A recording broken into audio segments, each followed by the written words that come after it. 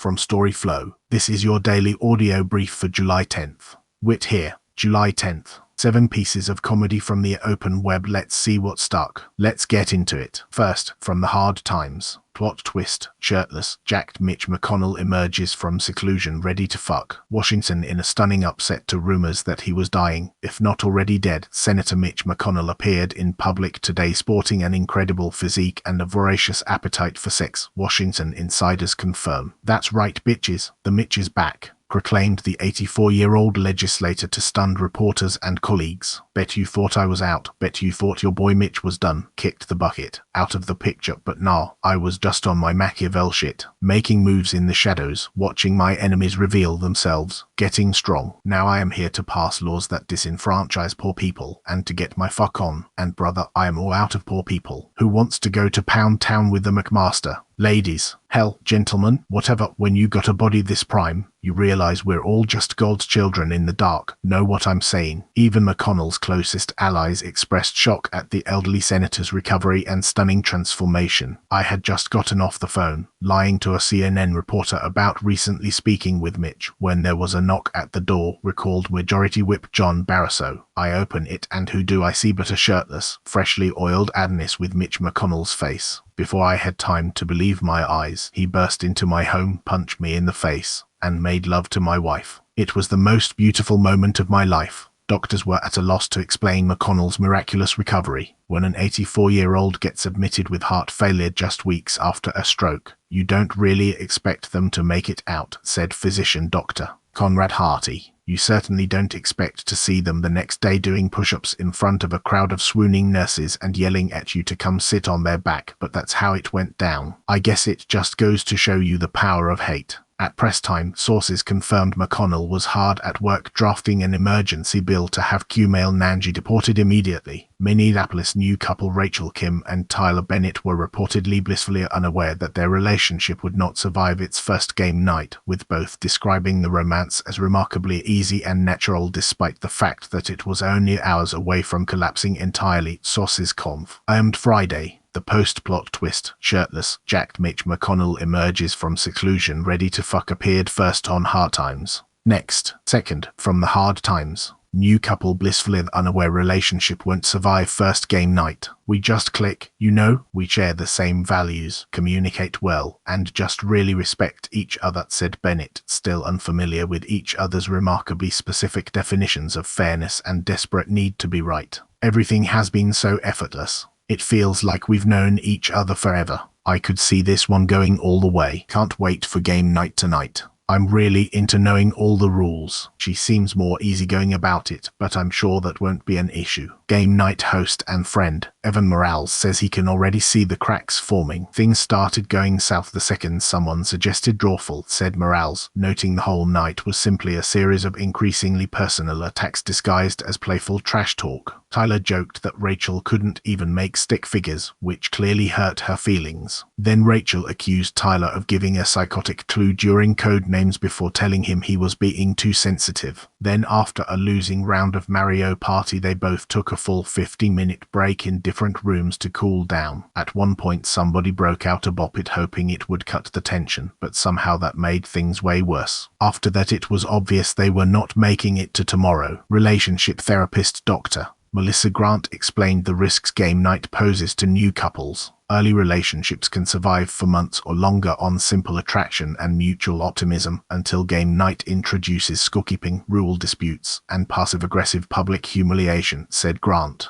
That's when the couple finally gets to see each other's full personality, communication style, and capacity for handling minor perceived injustices. It forces the couple to let their guard down and expose their underlying paranoid insecurities that everyone they know and love secretly hates them. Typically, relationships require a full game of Monopoly or Cards Against Humanity to completely dissolve, but honestly, I've seen one round of bananagrams send couples right off a fucking cliff. At press time, the couple had reportedly begun using the word babe as a slur. The post-new couple blissfully unaware relationship won't survive first game night appeared first on Hard Times. Up next, third, from the Hard Times. Angin de Poitrine ask opener if they have a double-necked microtonal guitar/bass they can borrow after gear stolen. Seattle French-Canadian experimental rock duo Angin de Poitrine scrambled to find replacements for their specialized instruments after their van was broken into, sources confirm. The tour was going wonderfully, but then some jerk stole our stuff, said guitarist KHN de Poitrine via a translator. We were in a cafe enjoying coffee and croissants, which takes considerable time due to our cumbersome masks, which we never remove, and we came outside to find our van ransacked and much of our equipment missing. When we arrived at the venue, I asked our opener if I could borrow one of their double-necked microtonal guitar/basses, but they claimed they didn't have one. Luckily, I was able to improvise a solution. Opening band Dry-Fi said they did their best to help out the pair. It was a little hard to understand them due to the language barrier and their voices being muffled by the masks, said guitarist Jennifer Maxwell, but we gathered they wanted to borrow an instrument from us. After a while they walked off with one of our guitars. I was happy to help them out until I saw them sawing slits in the neck so they could install extra frets. They had also duct taped a bass to the guitar. I tried to wrestle the instruments back from them, but I kept getting hit in the face with their giant swinging dick noses, so I gave up.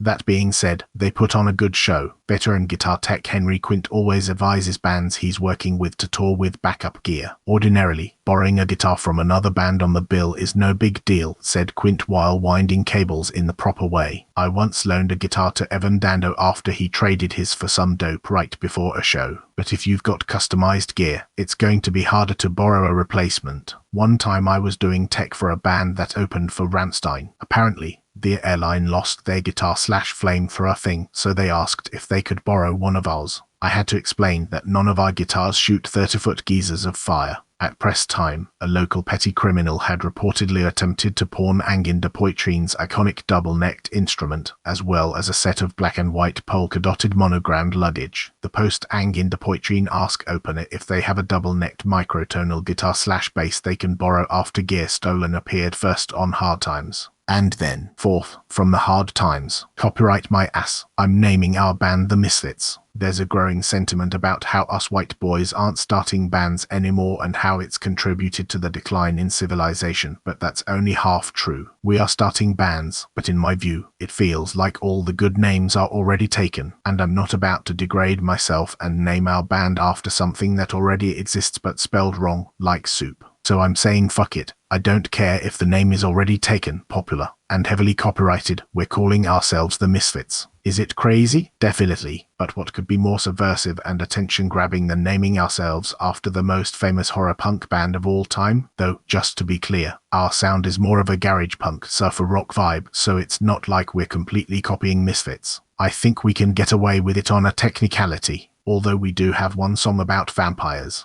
Hopefully, nobody will notice. Also, it's not like this is a new idea. Lots of bands in the 80s had the same name. You think the English Beat and UK subs were their original names? If shit gets too hot and the lawyers come knocking, we'll just move to Northern England and call ourselves Manchester Misfits. It's completely foolproof. We even mulled some ironic, adjacent names like the other Misfits or Misfits 2, but we felt it had parallel, negative connections to the Michael Graves years, so we decided to keep it simple. Besides, it's not like we're calling ourselves the Beatles or the Rolling Stones. That would be insane, because their lawyers are terrifying. Worst case scenario, Danzig shows up at one of our houses with a hunting knife made from human bone, in which case we will simply allow our bass player to be sacrificed in hopes that it'll be enough to satisfy our blatant disregard for trademarks. Now I know that you're all thinking, but what about the merch and touring? Blah blah blah. 2 words, cash only. I'd like to see the band sue us if there's no paper trail. Plus we'll land gigs last minute once promoters see the fucking Misfits want to play their dive bars. And once the places are packed out and the devil-locked crowd realizes 5 minutes in, we are not going to sing about werewolves. It'll be too late. But that's how you build a fanbase nowadays, right?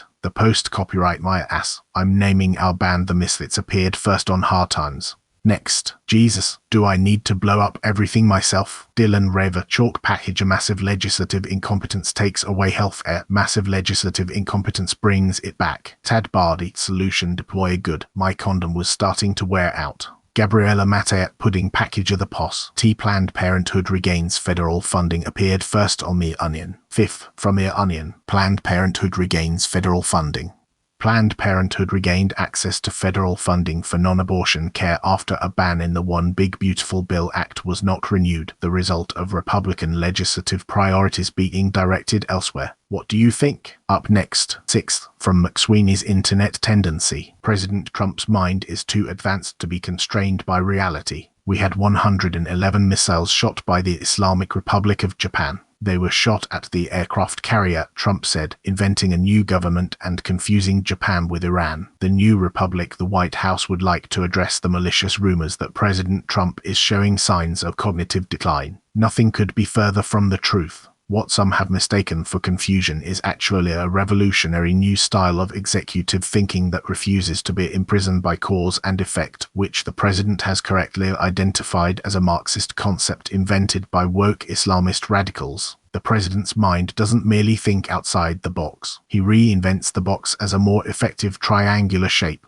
then imposes tariffs on countries that use triangles without paying him a licensing fee. He explained the unique dangers presented by electric boats, because if one sinks, the electricity immediately travels into the ocean and informs every shark in a 20-mile radius that lunch is served, much like an undersea dinner bell, only silent and made from BZZT, as the president eloquently put it. Yesterday he called us into the Oval Office to brief us on the nation's maritime preparedness. At that point, he became concerned that the sharks themselves might become electrically charged, resulting in what he described as wireless fish, which, unlike ordinary fish, cannot be unplugged but can be remotely hacked by China. He then asked if we had someone responsible for negotiating with electrically enhanced, China-mind-controlled sharks, and if not, why the Biden administration had allowed such a security risk to develop. The president continues to work tirelessly on a solution to that problem but is leaning toward stronger international cooperation, which has proven immensely effective during the recent escalation with the Islamic Republic of Japan. As the president noted on July 8, 111 missiles were launched by the republic from somewhere in the vicinity of Upper Kyoto Voivodeship, outside the capital city of Mount Fuji. Fortunately, thanks to the cooperation of our allies in the Principality of Nintendo and the Pan-Pacific Emirate of Halokitestan, nearly all projectiles were intercepted. The president has spoken directly with Arch-Premier Sony, who expressed optimism that peace in the region can be restored provided the ancient blood feud between the Toyota Caliphate and the Presbyterian Mitsubishi Cooperative can be settled. Their discussion focused on strengthening Naito, which the president is pretty sure includes the sovereign archipelago of Hungary, the Polish Buddhist Republic, the Queendom of Czechoslovakia, the Balkan Empire of Iceland, the Free Commune of Belgium and West Dakota, and the southern tip of Luxembourg Island. President Trump also concluded a very productive phone call this morning with Crown Prince Minister Emmanuel Macron of the Autonomous Territory of Parisland, one of the founding village states of the European Peninsula. He explained that if a cannibal is smart enough to convince people they are insane, he's probably smart enough to solve the Middle East. Before anyone could interrupt, President Trump, as if reading our minds, admitted he had become concerned that Hannibal Lecter, living in a glass cage, could make people mistake him for a lobster